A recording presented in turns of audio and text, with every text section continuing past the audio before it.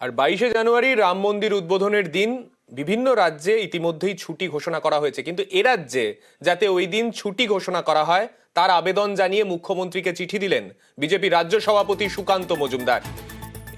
এর আগেই আমরা দেখেছি প্রচুর বিজেপি শাসিত রাজ্য তারা ওই দিন অর্থাৎ 22শে জানুয়ারি রাজ্যে ছুটি ঘোষণা করেছে, কিন্তু এ রাজ্যেও যাতে ছুটি ঘোষণা করা হয় সেই আবেদন জানিয়েছেন বিজেপির রাজ্য সভাপতি সুকান্ত মজুমদার।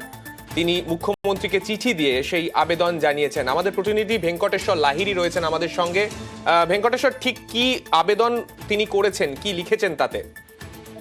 তবে সঞ্জয়, তুমি জানো যে গতকালই কেন্দ্রের তরফ থেকে আগামী 22শে জানুয়ারি রাম মন্দির উদ্বোধনের দিন হাফ ডে ছুটি ঘোষণা করা হয়েছে। এর আগে বিভিন্ন বিজেপি শাসিত রাজ্য উত্তরপ্রদেশ, গোয়া, সেখানেও কিন্তু সরকারি ছুটি ঘোষণা করা হয়েছে। এবার এ রাজ্যে যাতে পশ্চিমবঙ্গ সরকার যাতে 22শে জানুয়ারি রাম মন্দির উদ্বোধন এবং রামলালার প্রতিষ্ঠার দিন এ রাজ্যের মানুষ সাক্ষী থাকতে পারেন, সেই জায়গা থেকে দাঁড়িয়ে বিজেপি রাজ্য সভাপতি সুকান্ত মজুমদার তিনি রাজ্যের মুখ্যমন্ত্রীকে চিঠি লিখলেন এবং চিঠি লিখে যাতে আগামী 22শে জানুয়ারি পশ্চিমবঙ্গ যাতে সরকারি ছুটি ঘোষণা করা হয় সেই আবেদন জানালেন।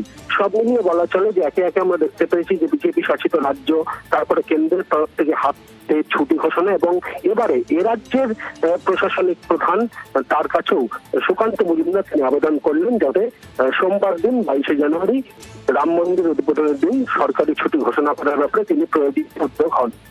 বেশ, ধন্যবাদ ভেঙ্কটেশ্বর।